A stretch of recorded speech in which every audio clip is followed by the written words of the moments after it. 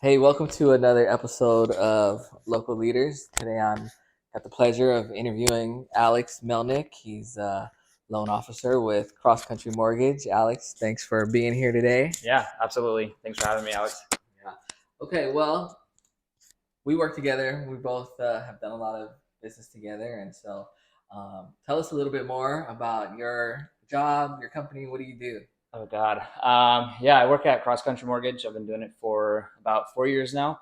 Yeah, our goal is to connect with buyers, connect with people, see what their essentially what your budgets are, what your goals are, financial goals, that could be family goals, and yeah, just kind of align you financially into the house that you're looking for. Nice. Did you always want to be in mortgages? Like what motivated you to get into this industry? How'd you get started? Great question. No, I never knew. Actually, never knew what mortgages were. I knew. I don't know, real estate. Everybody looked into a realtor. I think right now you have the experience. Most people reach out to the realtor before they reach out to a loan officer. So all I knew was when I kind of heard about it, I had a family member who was in banking, and he's like, "Hey, I'm going to become a loan officer," and I was like, "All right, what is that?" So I googled it and I kind of read the description of like what a loan officer does, and I was like, "All right, this sounds kind of interesting." And I set more of like a mental goal for myself. This was in the beginning of 2018. And I was all right. At the end of 2018, I want to take the course to become a loan officer. And of course, knowing me, end of 2018, I finally take the course. In December, I finish it up, and that was really my first step into the industry itself. Cool.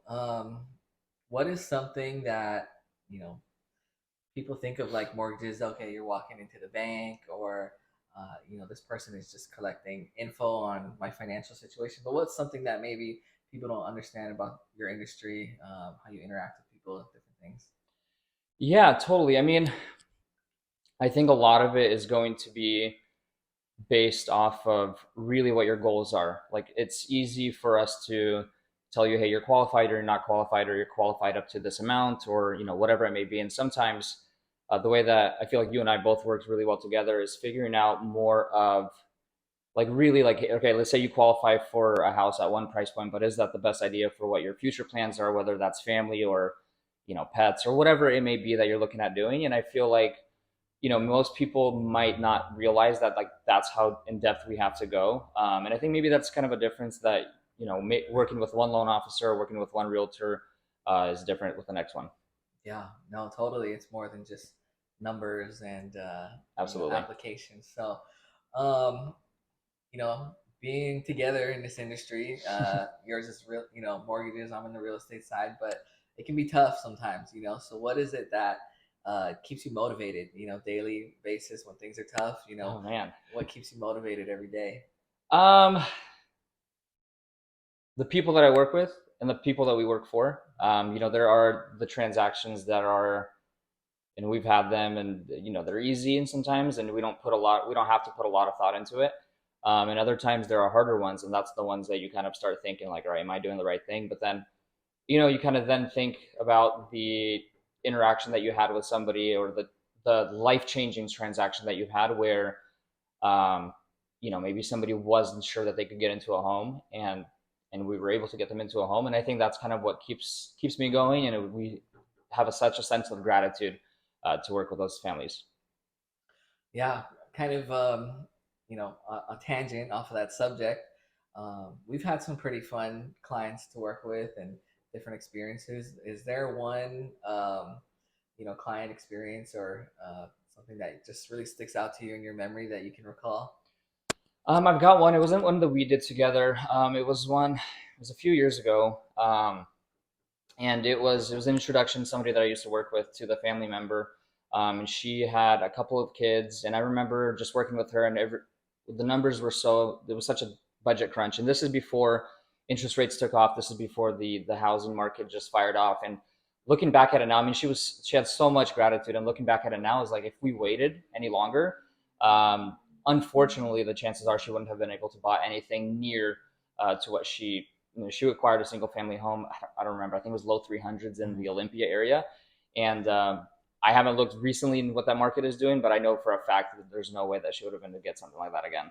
Yeah, so she probably had been dreaming of getting a home for a long Oh time yeah. and maybe it didn't seem possible, but you guys were able to make Yep, it happen. So absolutely. how was it at the end? Was she just excited or? Oh yeah, I think the biggest thing, and now that both of us are new parents, Uh-huh. she had kids, and just to see how you and I talk about our goals and things, and like how things change, and like for her, the house, I'm sure it was nice for herself to own something, but I think it was more for her kids. They both each have a bedroom now, and I think that's kind of the biggest impact.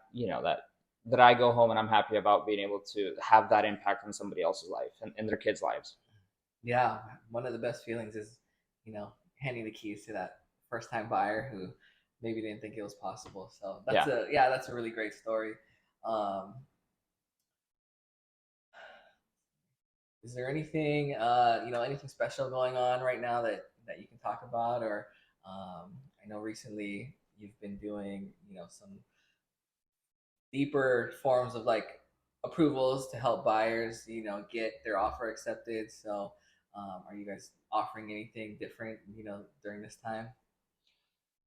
Um, as far as I think there's a lot more just strategies going on, and I think every single person has to look at if it's a good time for them to buy, or is it not a good time for them to buy. And they could be a good time for one person, it could be a bad time for the next individual.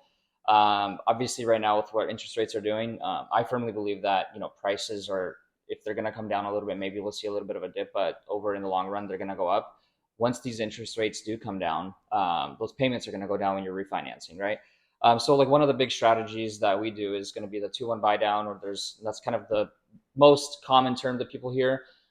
There's combinations of 1-0 buy down, there's 1-1 buy down, and what that is essentially if you're, for example, getting the normal rate is 7%, a 2-1 buy down will drop your first year's rate to 5%. The second year will be a 6%. And what we're strategizing is having the seller kind of cover that cost. Obviously, the market's picking up a little bit again, so that's not always going to be the case. But if we're dealing with a buyer that, hey, this is the only way that we're comfortable getting into this home, then that's what we know. That's the strategy that we have to use to get them into the home. Yeah, it's a good way to save money right now. Yeah. So you grew up in Kent, like Yep. we work in Kent. Yeah. What is it about the community that you enjoy, or do you what do you do on your free time while you're just In not Kent. working? Oh Yeah, man, it doesn't have unfortunately to be we in work a Kent, lot. but Yeah. you grew up here, so Yeah, I grew up in Kent. I purchased a home in Covington. I love the area. I love how we're super close to just nature. If we're going towards Maple Valley, a little bit farther east, we're really close to that. Man, I just remember when you said growing up in Kent, I used to walk to Lake Meridian all the time. So that was a great time to enjoy my early teenage years. Right. Right now, I just spend time with the family, so I don't do too nice. much outside of the home. But yeah, Yeah, it's hard. It's hard to do anything else once you have the little one, yeah. and working. But okay, cool, man. What is if somebody's interested in talking with you or asking you some questions? What's the best way for somebody to get a hold of you?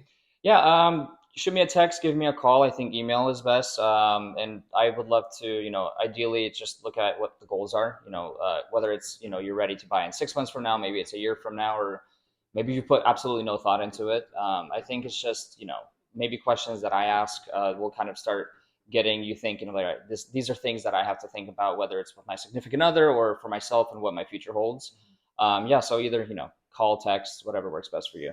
Okay, cool. Yeah, if you need his info, I'll be able to connect you as well. So, here on your real estate needs, you can always hit me up. We'll connect you with Alex. He's a great lender. And then if you know anybody else who would be great for a business interview, I would love to speak with them as well. So thanks again for watching, and thanks Alex Yeah. for being here Thanks for today. having me. Thanks for Yeah. having me. Thanks, guys.